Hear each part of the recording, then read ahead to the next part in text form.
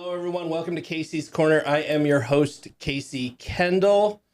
Joining us today, we've got Stacey Anderson and Renae Valdes from Rooted and Rising Foundation. And I'm super happy that you guys are here, and I'm really, really excited to learn more. First, let's plug the book, Commercial Insurance Simplified, a real-world approach to commercial insurance. You can find that on Amazon or your local bookstore website. I'll leave the link in the description and check that out. Or if you want a free one, I'll get you a free one. But let's jump right in. Stacey and Renae. Thanks for Rooted having and us. Rising. Thank you. Thank you. I'm really excited about this conversation. We've had some good conversations about what you're doing. Yes. I know you have an event coming up in Sedona. I'd like to talk about that a little bit. But first, let's start off. Let's discuss the foundation. What is Rooted and Rising? We'll tell them about how it came to be. I love that story, Renae. Okay, so Rooted and Rising, we are a holistic nonprofit or holistic land-centered nonprofit organization. And so the idea for Rooted and Rising came about 2 years ago. I own a holistic practice, and my specialty is I do trauma-release body work. And I have a very close relationship with veterans. I love the veteran community. I work closely with the recovery community. And a particular individual who happened to be at the time a treasurer for the Marine 19 organization is a good client of mine. And he said that their organization was really wanting to fundraise enough to send veterans, at least 2 or 3 a year, down to Costa Rica to receive services for ayahuasca. He says, but it's so profoundly expensive. And I was like, oh my God, Corey, I actually facilitate ayahuasca here in Arizona, like 4 times a year. And he was like, oh. And so it was just like this perfect meetup, of ideas. And so the problem that we ran into is that because they are a 501c3 also, and I'm just a chick from Gilbert, Arizona, offering this service, like it was hard to make it, a donation thing where veterans can participate. And so Corey had said, have you considered becoming a nonprofit? I was like, bro, that's like adult stuff. I don't know. That sounds like a lot of paperwork. And he was like, but we need to figure out how to collaborate this. And he says, because you are the answer to the expense that exists for sending veterans, to receive this healing.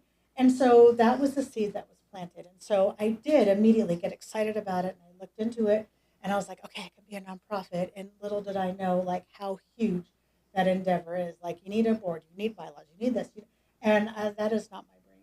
I am not that person. And I got so discouraged, and I felt really sad because I was like, why does this feel so like right and real? But like, I just like, boom, hit a wall. And so I kind of tabled that in my mind. And I told just a couple of people that I felt safe about my crazy idea. I was like, can you even imagine me doing a nonprofit?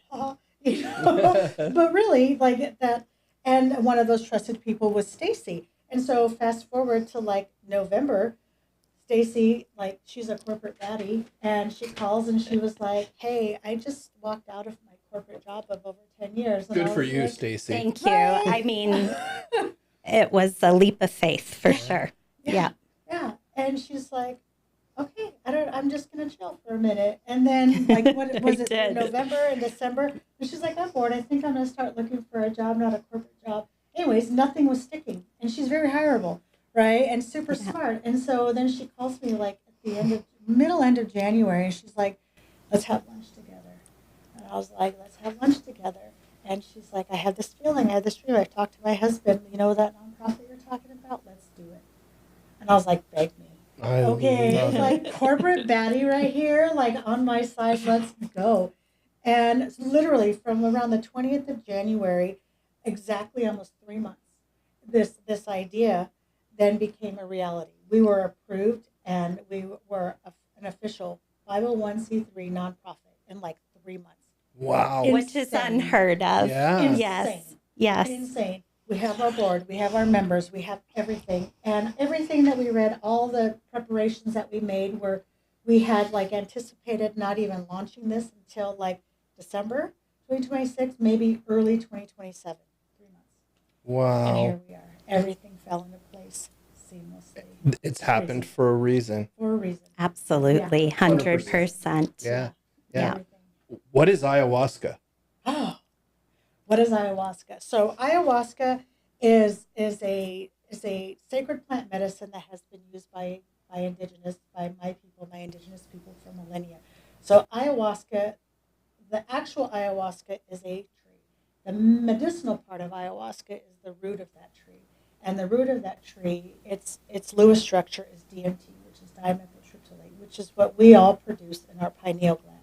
So ayahuasca alone is just a chemical that the human produces, right? And it's amazing that that human chemical grows in a tree, right? It only grows in the rainforest. So ayahuasca ibogaine is actually the healing medicine. Now the ayahuasca ibogaine plant grows everywhere that the ayahuasca tree is, within an arm's distance, which is beautiful. Wow. So how our ancestors discovered that, let me put this with this to make a healing medicine, who knows? But ayahuasca itself, the root, doesn't do anything because a person will metabolize it because we produce it, right? But when you incorporate the ibogaine plant with the ayahuasca, what the ibogaine does is it slows the metabolic process of the body so that the actual DMT of the ayahuasca can work and heal. And so what it does is it decalcifies and it opens our pineal gland. Our pineal gland is right here. So if you draw a line from our soft spot, from our temples deep in our skull, it's a walnut-sized gland. And that's where it holds all of our trauma memories.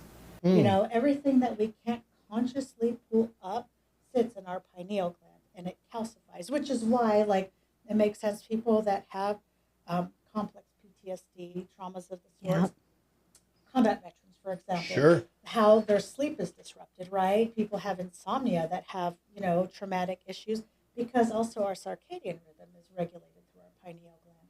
Well, in order for these traumatic events to stay locked in our subconscious, our pineal gland has to calcify. It's a protection mechanism of the body, right? So that we aren't sitting here in this trauma constantly, that we can lock it away and then keep moving on, right? And so what the process is of ayahuasca is decalcifying this pineal gland and opening up that doorway to the things that profoundly hurt, but in a gentle and loving way. And it is facing the things that have profoundly affected our entire story that we haven't had the ability to feel entirely, because really that's the $1 million answer to how do I heal? How do I feel better? How do I become whole? Well, it's acknowledging the existence of the things and then allowing them to feel. How is it applied? How is it applied and how does it consume? Yes. So it is consumed in a brew, almost like some people want to call it a tea. We call it a shot because it's thick and gross. Everybody has a different opinion on what it tastes like. It's very earthy. Very earthy. That's a good way to describe earthy. wine. I have a buddy who's like, it's earthy. I'm like, I'm chugging it. Right. It's like, I know. It's like you plug your nose. So you consume it just like a shot, and it's just a very gentle, sometimes uncomfortable process of bringing to the surface the things that need to be dealt with. I've had something similar. I imagine it's the same thing, but it was blown into my nose. Rapé. That's different. Different. Okay. Totally different. Rapé, what it does is it turns the brain off. And it stops the overthinking. And it stops that racing of the mind. And it just allows us to be temporary. Yeah. Rapé. That's what that is. Yeah. I've gone on some crazy journeys with it. Where Van Morrison drops me off in a short bus and I'm chasing a coyote through the desert looking for a pyramid that doesn't exist. There you go.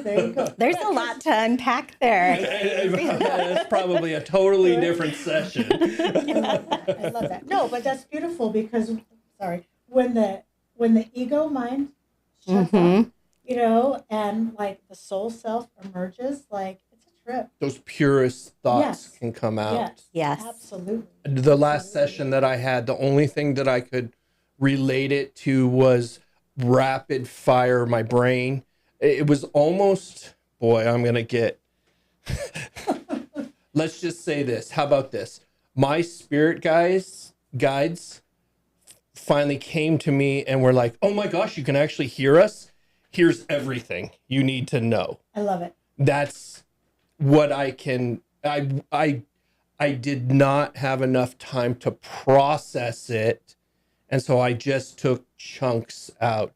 But that meditation process, if you are, and other people have asked me about that, and obviously it's different from what you're doing, but I've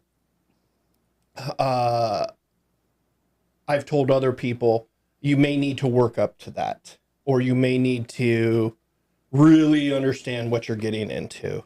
Oh, absolutely. So, Stacey, it sounds like you're the brains.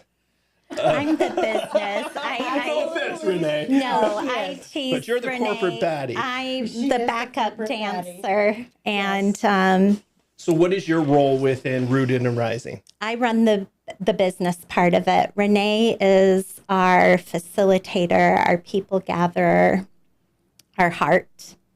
And then I am the brains. I'm the wizard behind the curtain. So I keep the business running and growing. And, you know, through my own experiences, that's what brought me to be a part of this foundation is how can I deny what's happened is not real and beautiful and just healing. I want to be able to share that with everybody and make that possible. That's beautiful. I love that.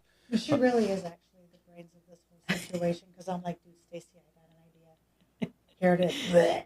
And she's like, okay. And then we implement She has to it. translate Yeah. from Renae into corporate baddie. And then it becomes a thing. And I'm like, oh, that was really cool. Let's do it again. Stacey. It's been actually really neat to see this all blossom. And, you know, my background is corporate compliance and integration. And so being able to use all the tools and all the things that I have learned over all these years, many years, and apply it to something that I believe in and love. I love waking up every morning. I may get emotional and do something that is going to help other people using my knowledge, my education, everything that I've accumulated over the past 25 years and apply it to something that's going to help heal people is just amazing.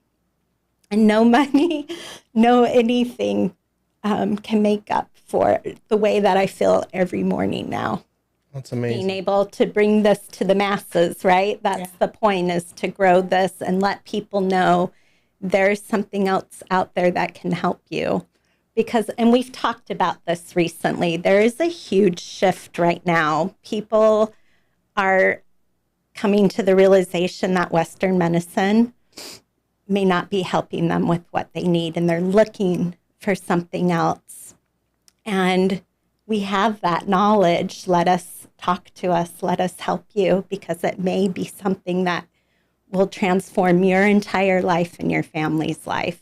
And that's what we're trying to do, is heal people and bring families closer together. Yeah.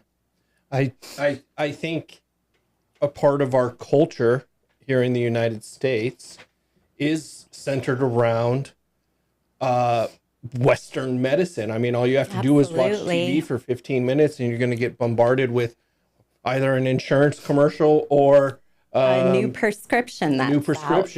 With the fine print side effects that are even more scary than the diagnosis, right? Absolutely. Yeah. Absolutely. Yeah. So this segment's brought to you by Pfizer. Right. Oh, I love that. Stacey, what does Rooted and Rising mean to you? Oh, so I know our logo isn't being shown right now, so let me describe it a little bit. Is it? Yeah, it's above your head. It's floating. Oh, really cool. Okay, so you'll see a beautiful tree with the roots deep down, but the tree itself has hands holding this beautiful heart and the leaves and the growth. And so we hold people while they rise. we're there. What I love about what we do, because not only is it the medication, right? But I think the huge part about the ceremonies is the integration part of that, and having the peer-to-peer conversations and the community that people find during those ceremonies. And it really brings everything full circle. So we are deeply rooted in Indigenous wisdom, right? That's the roots. The hands are what our team is wanting to do, holding people. And we hold their hearts, and we hold them while they're healing. And it is the most beautiful thing to watch and witness. And I will be eternally grateful for what Enrique, who is our shaman that facilitates these ceremonies, Enrique and Renae have done for me and my family. Tell me what a shaman is. Oh, Renae, explain this. So there's a lot of different ideas of what a shaman is, especially now in our Western world and pop culture. You know, people call a lot of things shaman, shamanic Reiki, shamanic healing, and everybody wants to go and get their certificate online so they can do a shamanic blah blah blah. But true shamanism is a bloodline gift. It runs within your family lineage. It is a gift that is passed to you from your people. It's not a certificate you go out and get. It's not a designation that you give to yourself. It is one that you earn, that one that is given to you because an ancestor before you sees you and sees something in you, your light to this world, your gift that you are supposed to share. That is what a shaman is. And a shaman is deeply flawed.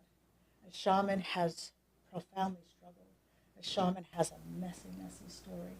A shaman is not what you would think, this guy on a Lululemon mat, you know, with candles around. That is not shamanism. That's commercialism. If I may share, my commercialism in a shaman is like, you know, gosh, I offend a lot of people, but like, dancing with the feathers, maybe dancing with a feather and hitting a drum or something like that. Yeah, and that cultural appropriation or misappropriation, I guess, because Steve, calm down. You know, stop.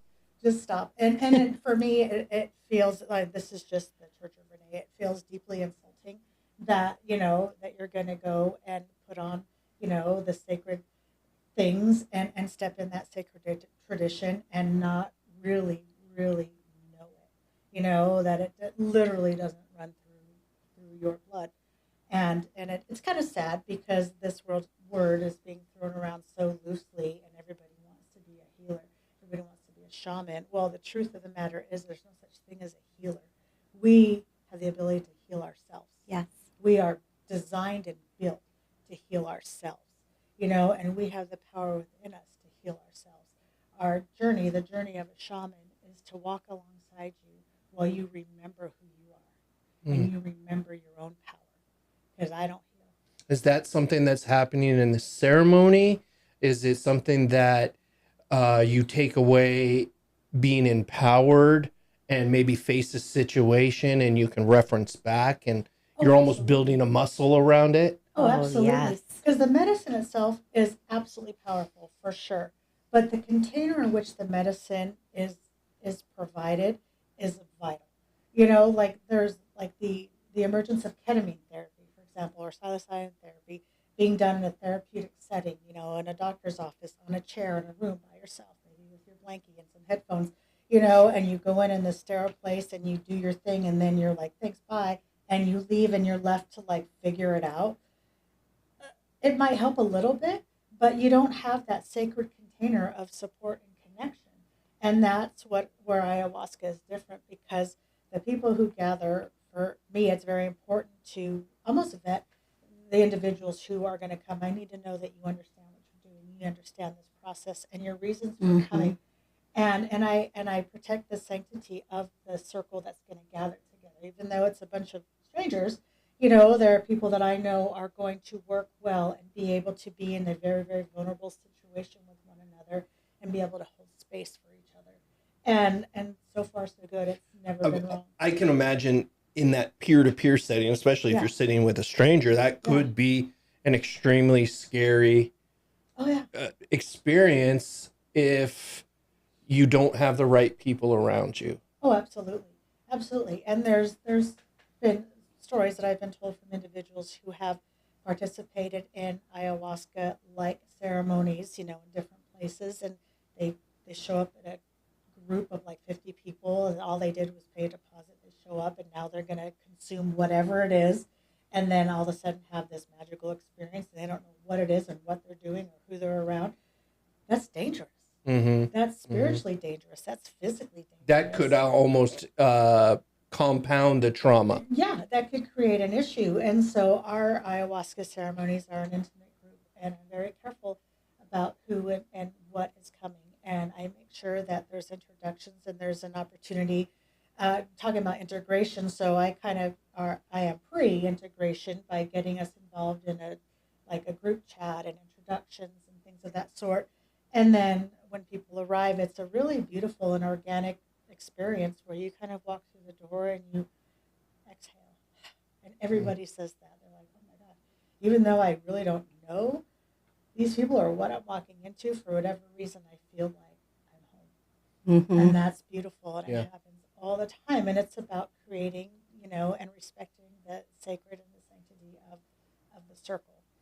And by the time that, our 48 hours together has ended, you literally feel like you have just been born into this family of 15 people. You're like, oh my God. And it's actually hard to leave. It's hard to step out of that. And so the integration, the pre and post is so important. And then the space that is held during, because it's vulnerable. Yeah. I mean, literally, we're all essentially stripping our clothes, not literally, but like stripping our clothes off and standing in the spotlight, and just showing all the things.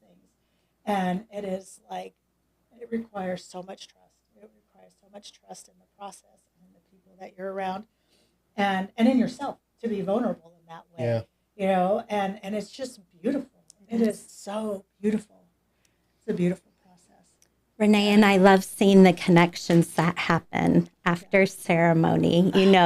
We make connections on social media all the time, and then it's fun to see people post things outside of ceremony, and we're like, we didn't put those two together, the odd couple. They've made some lifelong connections, and so that's been very beautiful to see too. And intent is so important when you come to ceremony. And then, like Renae said, what people feel like they're at home because everybody's intent is in the right place. What's so beautiful about ayahuasca is it doesn't just heal the mind, right? It really does heal the mind, the body, and the spirit. And it's just amazing to watch people's transformations. We've had a couple situations where people take pictures of their face before ceremony, before their first time, right? And then after the weekend's over. And just their countenance has significantly changed. And it's just beautiful to see. That's amazing. You mentioned veterans. Yes. Who else is a good candidate? Well, ayahuasca is for all the people. Literally, not all the people are for ayahuasca, and that's okay. There's a myriad of ways to heal, but from young children to the dying, ayahuasca is appropriate for everybody. Example, my daughter, who is now 18. I lost my husband, their father, 10 years ago. And so she was 9. And it was a traumatic experience.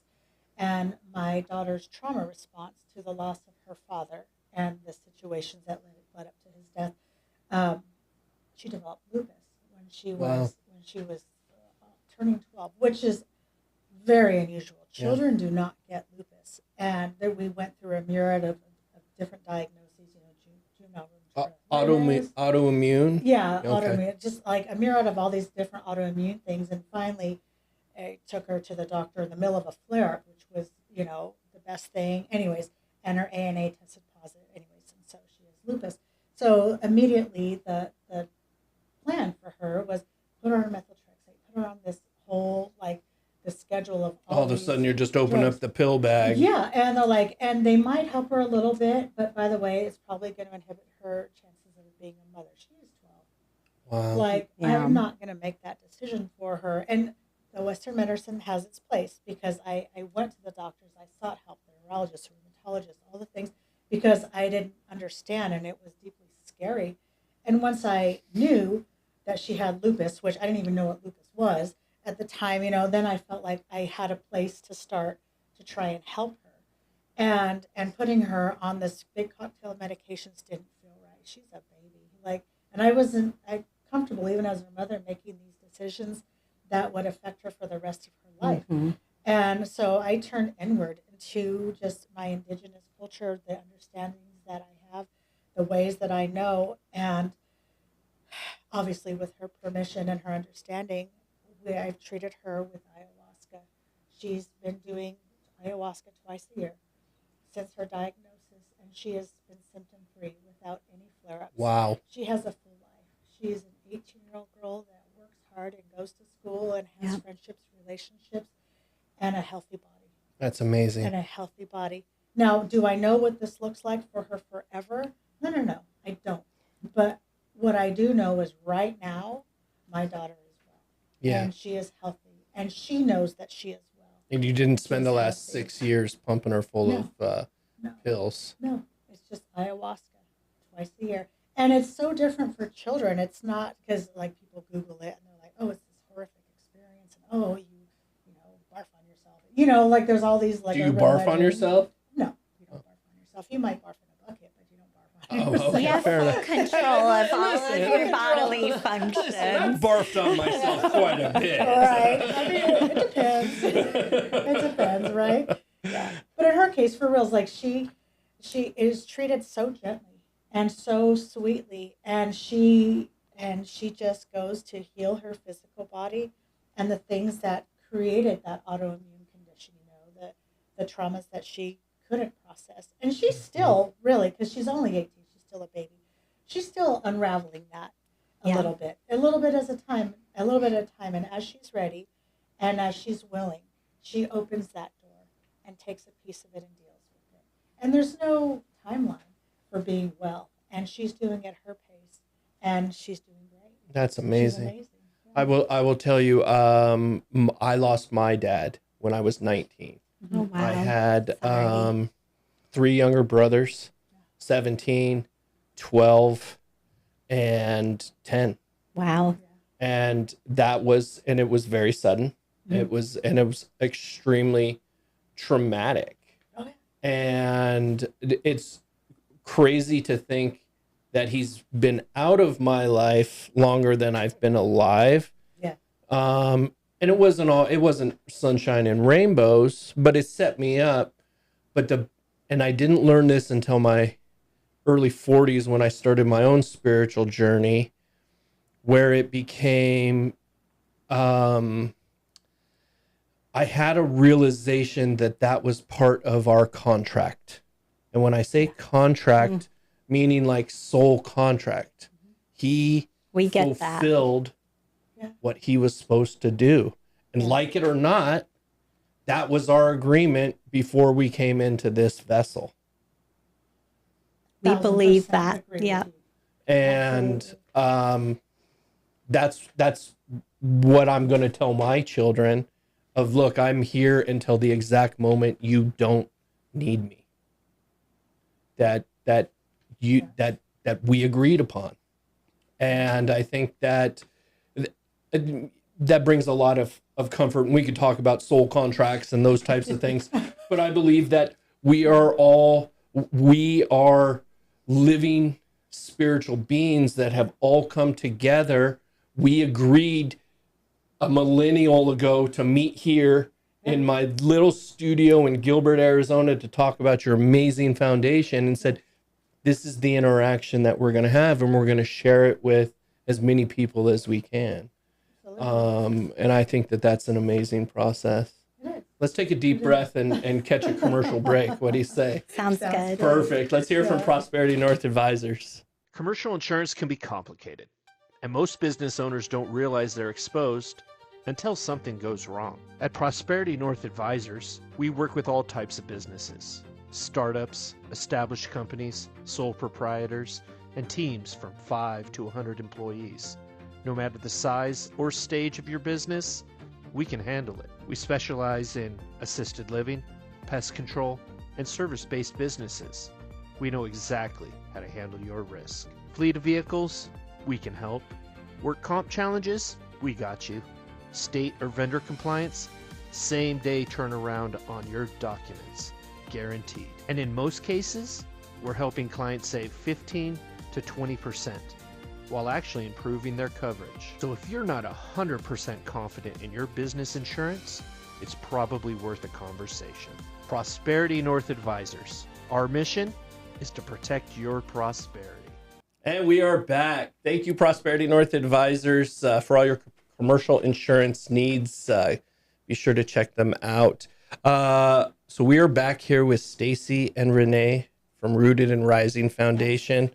We've had an amazing spiritual conversation the first half of the show, and I can't thank you enough for sharing your experience with it. And there's a lot of things that I've taken away: the intent, that healing intention, and what are you going to do with this? Are you just here for a cheap high, or are you looking to really get something out of this?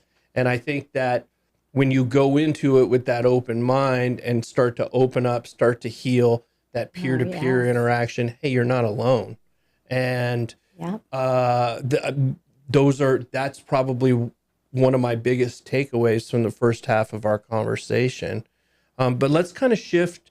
Let's talk about the leadership of the foundation. So, Stacey, tell us a little bit about what you're doing, being out in the community, who you're talking to, who you're looking for, those types of things. Well, we're talking to everybody, but the foundation is primarily focusing on veterans, their families, the underserved in the community. The recovery community is huge too.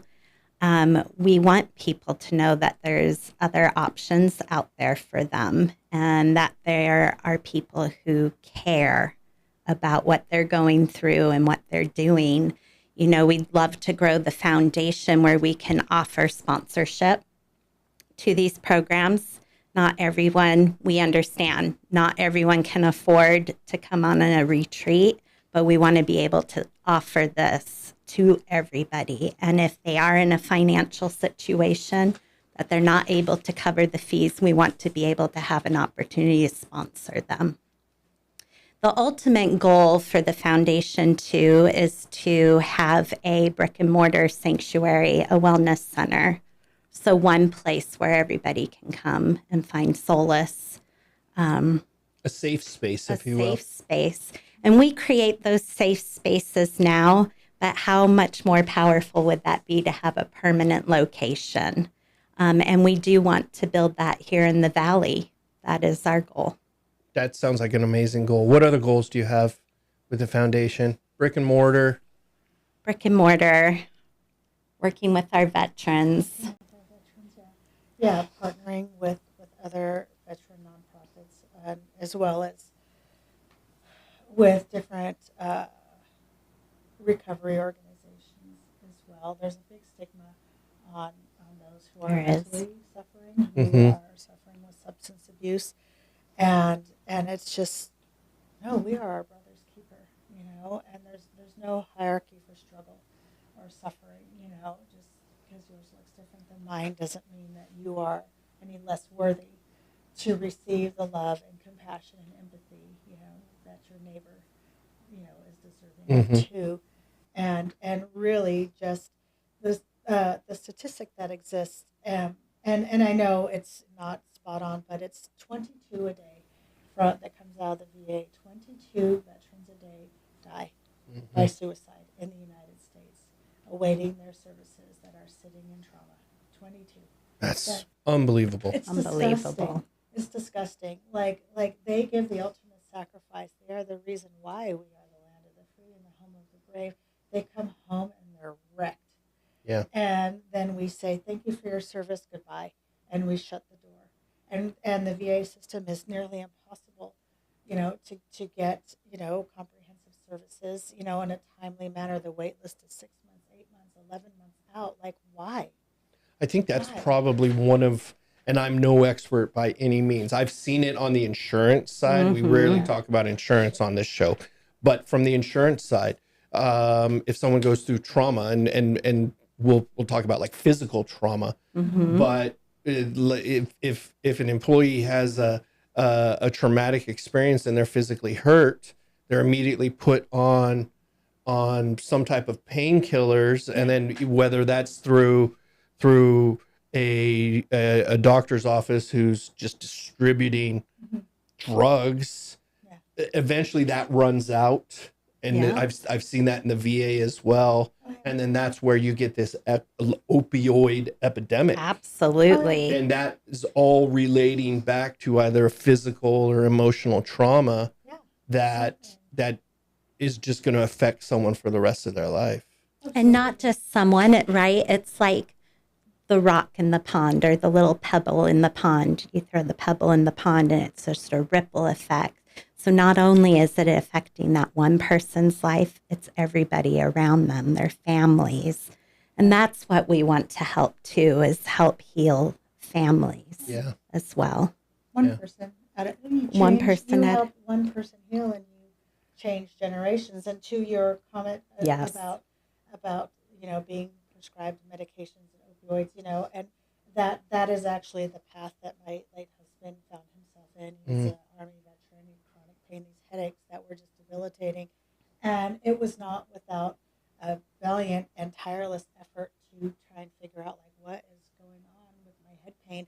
Traveled everywhere, went to every specialist that was available to see him, and eventually parked at this doctor in Mesa who said, it's all in your head. He's like, why help me? Yeah. And he says, there's no help for you. And then this was before the opioid epidemic happened and there was like stricter regulations. But this doctor at the height of my husband's addiction, and I have all the pharmacy records, it's criminal, but he was prescribing him 120 10 milligram hydrocodones every Monday. Oh my gosh. For years.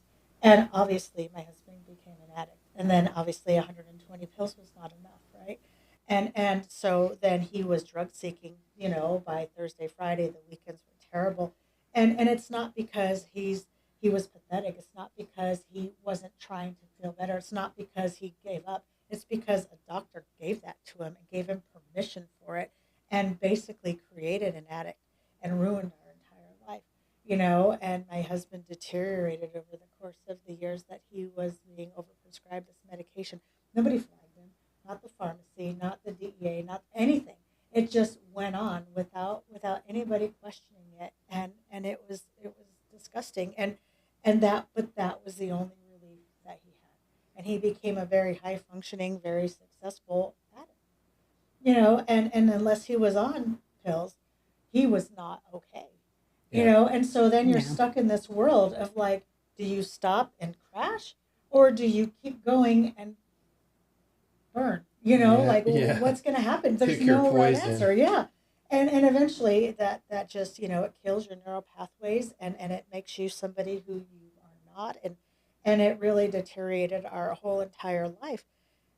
And all for the sake of trying to feel better, all for the sake of relief. And at the time, I would tell my husband, let's go. I call Mexico the motherland. Let's go to the motherland. Let's look for healing. Reconnect. Of this. Yeah. And he was like, and that wasn't how his story, our contract, going back to a contract, that was not how it was supposed to be. Because in the course of all of the suffering, really, that happened within our family, with my children endured, and even him, he profoundly suffered. And then just one morning, he just died. And that was the end. And it was like, because it's like, wait a minute, you still have clothes at the dry cleaners and food in the fridge. Like, bro, the house still smells like you. Like, It's over? It's over? Like, we didn't talk about a lot of things. And it was a very weird thing, which, again, all my children handled it differently. I did, and we just crashed and burned as a family, just completely. And financially, we burned all the things.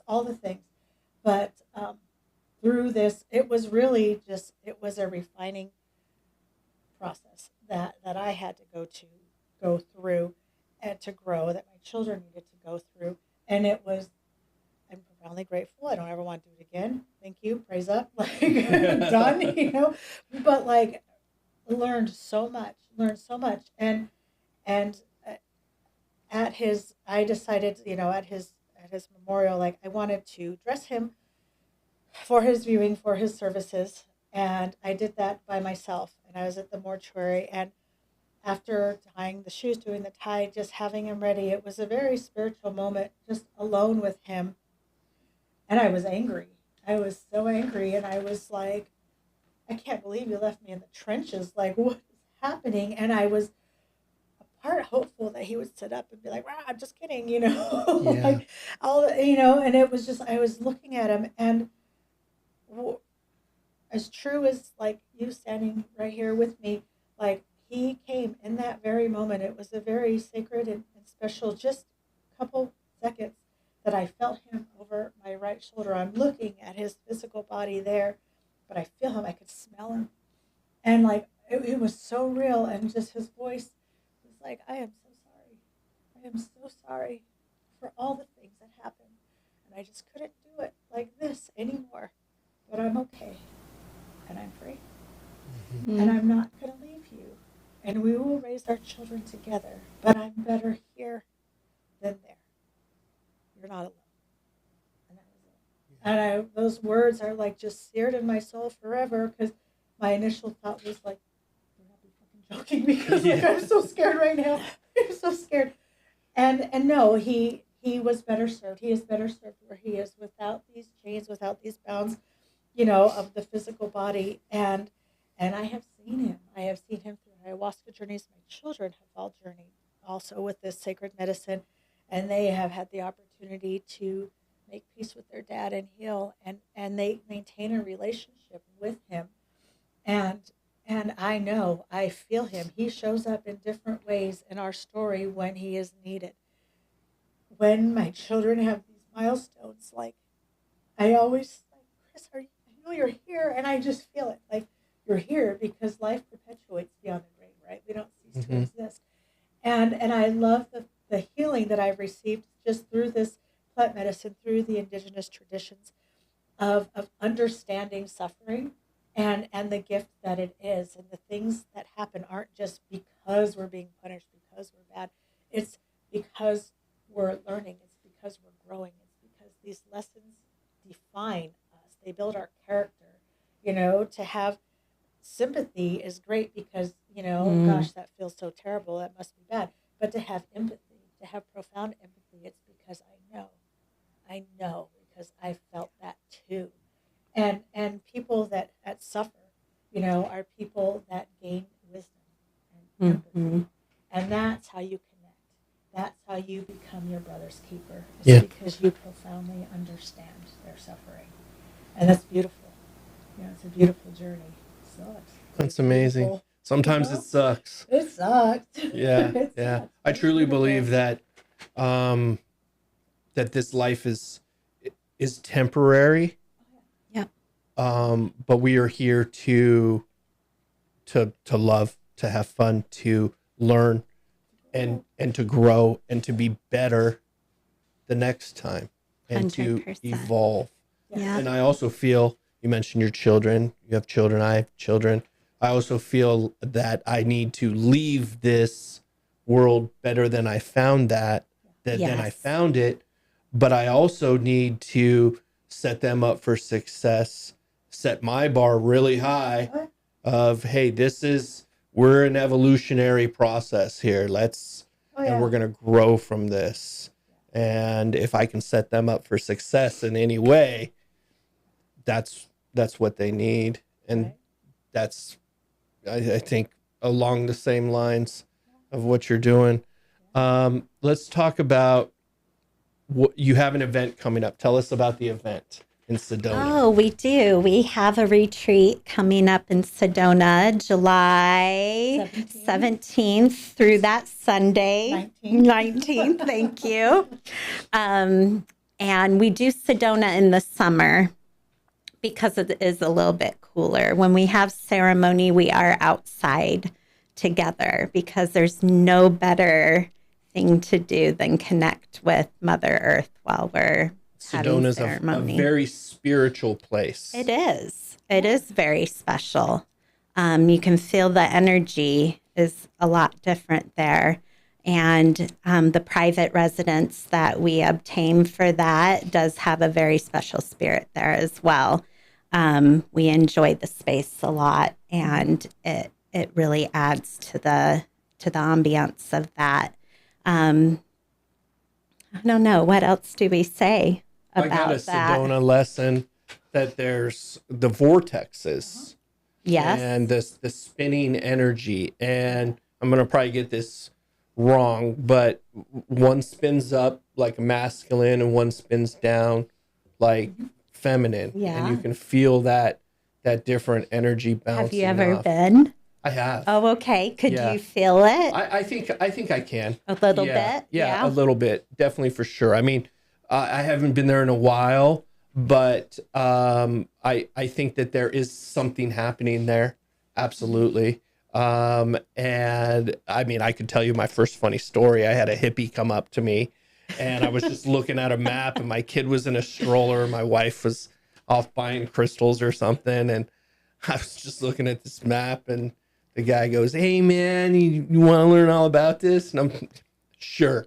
I love asking questions. Yeah. Here we are. Yeah, right? here we are. And he told me all about it. And I was intrigued with it. One of the things that got me was the trees, how twisted they are. Isn't that beautiful too? Because of all of that pulling energy. One place I will never go again is Slide Rock. That place sucks. Yeah. I fell and hit my head there. Oh no.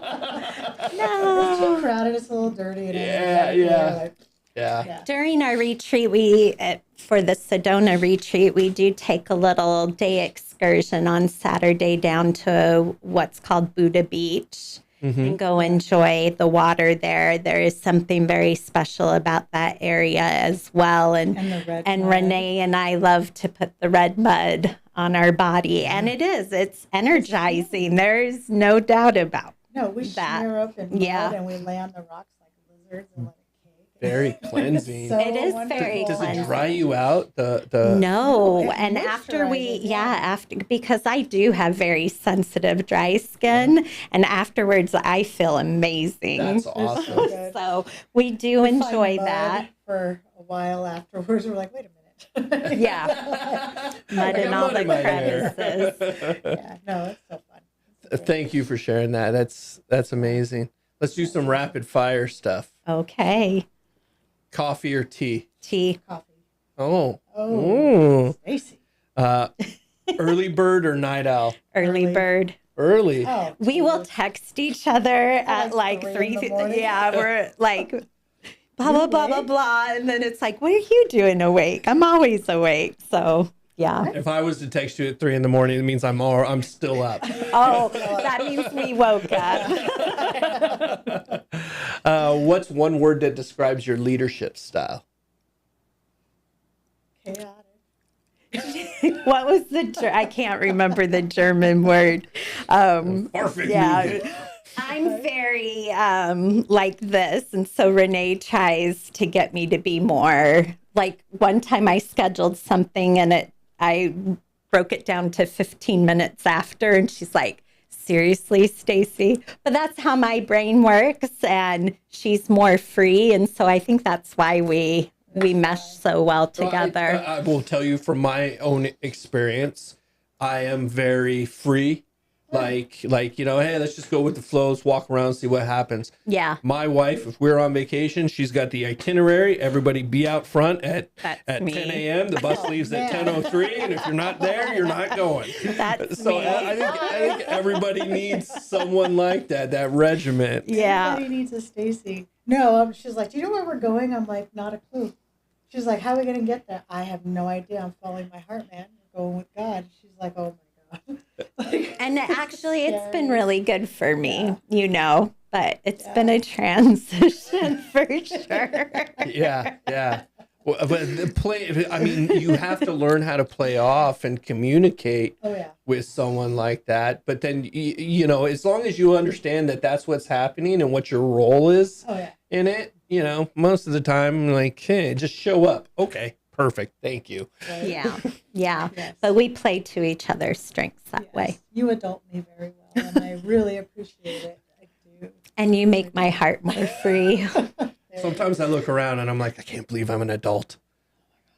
No, because honestly, do you still kind of feel like you're in your 20s and you're like, how am I raising these kids who are in their 20s? Like, right.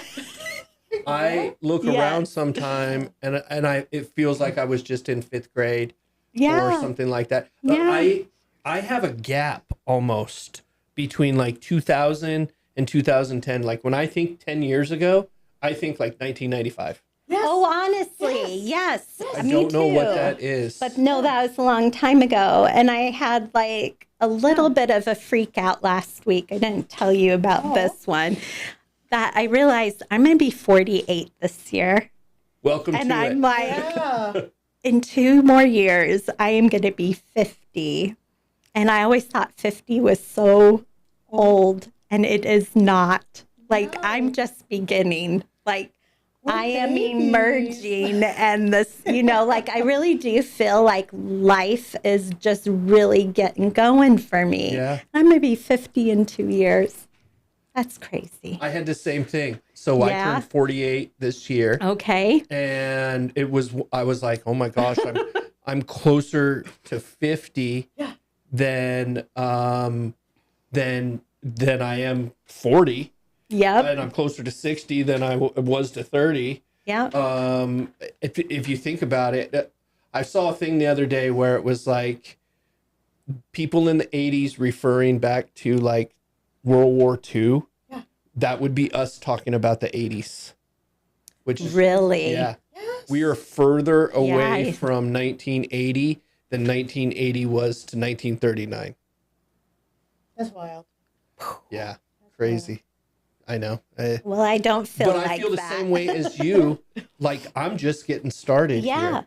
And I actually had a thought yesterday. I quickly put it out where my dad died when he was 57 years old. And I think to myself, I don't have 9 years left. I've got a lot more. My mother passed away at 54, and I think about that, and I'm like, that was very young. That was 16 years ago. But, yeah, I have a lot more to do. Yeah, so young. Oh, I like the dad. Mine was 59. Oh, interesting. And I think about that. I'm like, that's not. Yeah, that's not me. Ready. Like, Yeah. No, but it's really weird. My childhood friend, growing up, like, we're exactly the same age, and like a year ago, he had a heart attack. I'm like, bro, old people get heart attacks. What's happening right now? Like, a heart attack? I had my brother who's 2 years younger than me had a heart attack. It was a COVID-related thing. And we could get into that. Well, that's not what this channel's about. No. That's Casey's Corner After Dark. After dark. Leave us with some parting words about the foundation, whatever you'd like to share. How can someone get a hold of you to participate, whether they know someone that would like to be a part of it? Leave us with that. Okay, so like Renae said, this went a lot faster than we thought, so we're still catching up. We have a Facebook page now, Rooted and Rising Foundation. You'll see our logo with the golden tree and the black background, and our website will be up within the next week or so, and that will be RRFAZ, so Rooted and Rising Foundation, az.org. And they can reach out to us on Facebook right now. And we'd be happy to have conversations with them, questions. If they're interested in the upcoming retreat, Renae would love to speak with them about it. You have multiple retreats a year. Absolutely. Our next one here in the Valley will be in October. dates will be solidified soon. And then we're also going to have an international retreat down in Soyalita, Mexico in November. So at the end of November. Well, like the last. Oh, sorry. Yeah, of no, the last October. Thursday of October going into November. So we'll be there through Dia de los Muertos, which It's very that's special. Sure. Yeah, that's super special. So it's 6 days and 4 nights of medicine. So basically the schedule is for ceremony here, January, April, July, and October here in the Valley. And then May and November, we have international retreats that are longer, offering multiple days, of the ayahuasca medicine as opposed to just the weekend or two here in the Valley. It's different, it's more, I don't know how to describe, like our destination. It's The destination's more of a vacation. more a vacation, get it like a healing vacation. And it is more private. Yeah, Typically, small we groups. do 18 or less for our groups, but for the international excursions, it's more around 8. Yeah. So it is Very a little more intimate group. very intimate group. That's amazing. Yeah. Thank you guys for being here. Thank you for having us. Yeah, I've had so much fun. Even if we can help one person know that there's something else out there that can help them, we would love to speak to them. And thank you for your support of the veteran community. It's absolutely. amazing. Absolutely Our amazing. heart. Stacey Anderson, Renae Valdes, Thank you. Rooted and Rising Foundation. Thank you so much for Thank being you. here. Thank you. If you'd like to be featured on Casey's Corner, please reach out to me directly.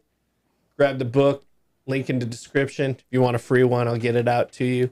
Find us on all the socials, all that good stuff. Thanks very much. Have a great day.